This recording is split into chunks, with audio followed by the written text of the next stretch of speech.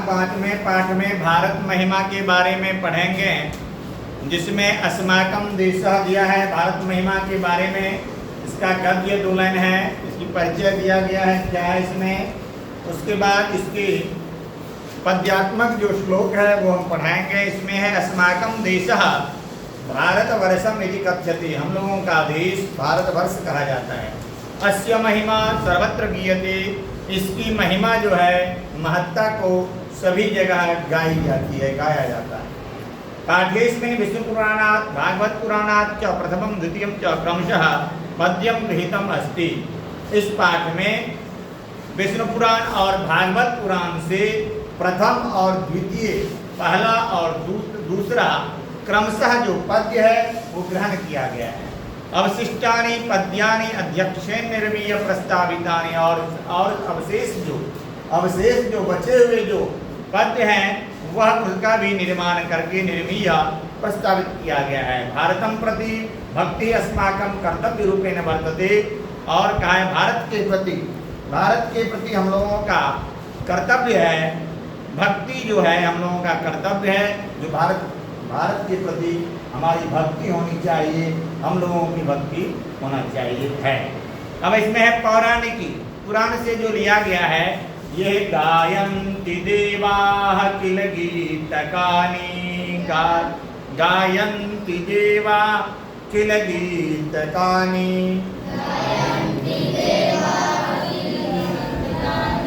धन्यास्तु ते भारत भूमि भागे,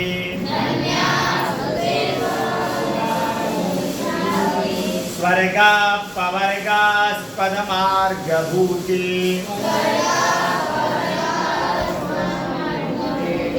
भवन्ति भूयः पुरुषाः सुरत्वात्। अब इसमें दिया है गायन्ति देवाः किल गीतकानि, धन्यास्तु ते भारत भूमि भागे। ते धन्याः, कहते वे लोग धन्य हैं। कौन? जिन्होंने भारत भूमि भागे, जिन्होंने भारत की भूमि में भूयः अर्थात जन्म लिया है, जो मानव जो पुरुष वो धन्य है। क्यों? क्योंकि कहते हैं गायन्ति देवाः किल गीतकानि, क्योंकि यहाँ देवता लोग भी निश्चय ही यहाँ का गायन करते हैं, गीत गाते हैं। कहाँ का? भारत भूमि का। स्वर्गा पवर्गास्पदमार्ग भूते, जो भारत भूमि कैसी है, जहाँ पे स्वर्ग और मोक्ष को प्रदान करने वाली जो भारत भूमि है, वहाँ की गीत जो है देवता लोग गाते हैं। और वो वे लोग जो धन्य हैं। कौन? जो मानव जो पुरुष यहाँ जन्म लेते हैं। सुरत्वात्, देवता के द्वारा गाया जाता है। फिर दूसरा श्लोक है अहो अमीसाम किमकारी शोभनम,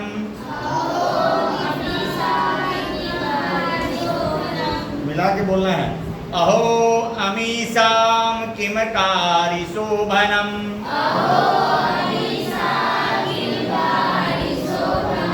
प्रसन्न एषां स्विदुत स्वयं हरिः,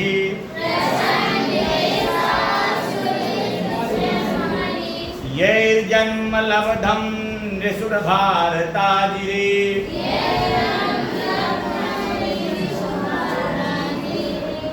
मुकुन्द सेवोपैकं स्पृहाहिनः,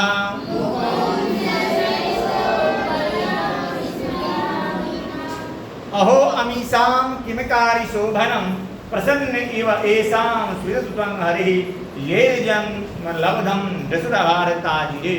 कहते हैं ये ही जन्म, जिसका जन्म हुआ है, प्राप्त किया है, लब्धम मतलब प्राप्त करना, लब्ध करना। कहते हैं जिन्होंने भारत भूमि में जन्म लिया है, जन्म को प्राप्त किया है, वह धन्य है। अमीसाम शोभनम, वह कहते अहो अमीसाम किम शोभनम अकारी, यही भारताजिरे मुकुंद सेवोपायकम जन्मम लब्धा। जिन्होंने कितना सुंदर, ये कह रहे हैं अरे ये कितना सुंदर है जिन्होंने यहाँ जन्म लिया है। स्वयं हरि स्विदुत स्वयं हरि प्रसन्न, कहते हैं जिनके ऊपर स्वयं भगवान जो हैं प्रसन्न रहते हैं। ये जन्मम लब्धम भारतादि, जिन्होंने यहाँ जन्म लिया है, मुकुंद सेवोपायकम, वह निश्चय ही हरि की सेवा करने योग्य है।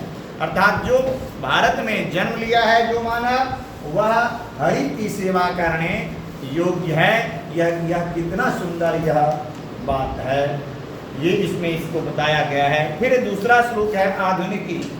आधुनिकी मतलब होता है आजकल का जो चर्चा की जाती है, आजकल जो हो रहा है वो आधुनिकी कहलाती है। जो पहले से आया है उसमें दिया है पौराणिकी, वो पुराण से लिया गया। तो आधुनिकी में दिया है इयं निर्मला वत्सला मातृभूमि प्रसिद्धं सदा भारतं वर्षमेतत् विभिन्ना जना धर्म जाति प्रभेदैः इहैकत्वभावं वहन्तु बसन्ति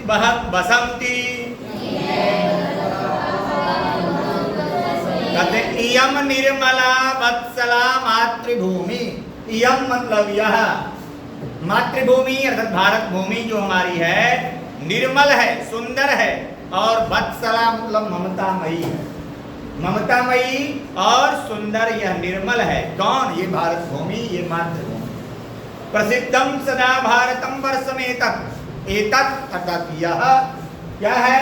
यह प्रसिद्ध है, विख्यात है हर समय। सदा मतलब हर समय, हर समय के लिए यह भारत जो है प्रसिद्ध है।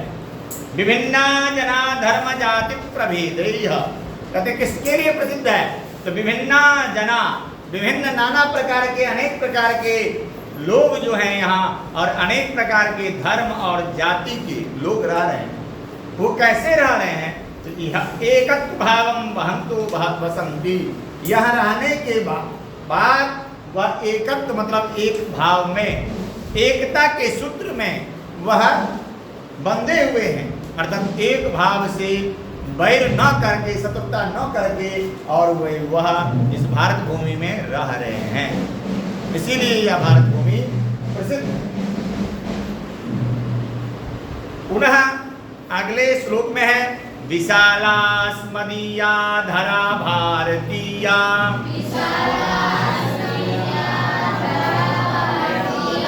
सदा सेविता सागरैरम्य रूपा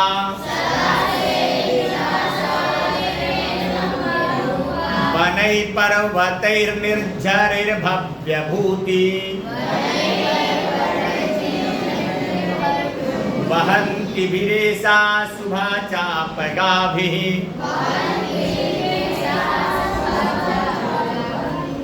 अब इसमें है विशाला अस्मदीया धरा भारतीया। यह भूमि जो है, धरा मतलब पृथ्वी, यह पृथ्वी कौन सी पृथ्वी? भारत भूमि वाली जो पृथ्वी है, अस्मदीया हम लोगों की, यह विशाल है, बहुत ही विस्तृत है। सदा सेविता सागरैरम्य रूपा, और यह सदा हर समय ही सेवित है। किसके द्वारा? सागर, सागर के द्वारा, रम्य रूपा सुंदर रूप में, अच्छे रूपों में। वनैः पर्वतैः निर्झरैः भव्य भूति, वनों के द्वारा, पर्वतों के द्वारा, निर्झरों के द्वारा, और यहाँ शुभा चापगाभि, आपगाभि नदियों के द्वारा, नदियां भी यहाँ शुभ सुंदर रूप से बह रही है। कहाँ पे? तो भारत भूमि में। यह हमारी भारत भूमि जो है इतनी सुंदर है, जहाँ पर नदियाँ बह रही है, वनों के द्वारा, पर्वत, निर्झर और सागरों के द्वारा हर समय यह सेवित है। यह ऐसी विशाल जो है विस्तृत हमारी भारत भूमि है। फिर है अंतिम श्लोक जो है, ये इसमें दिया है जगद गौरवम भारतम शोभनीयम, जगद गौरवम भारतम शोभनीयम,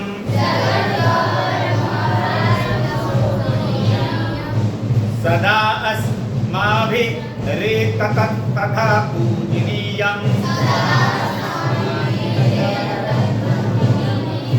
भवेद् देशभक्ति समेषां जनानां परादर्श रूपा सदा वर्जनीया।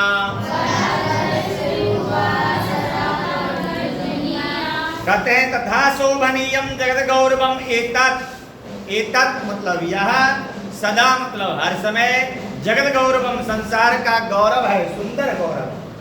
शोभनीयम शोभा पा रहा है, अस्माभिः एतत् पूजनीयम, और हम लोगों के द्वारा यह पूजनीय योग्य है, पूजनीय योग्य है, हम लोगों को इसका पूजन करना चाहिए।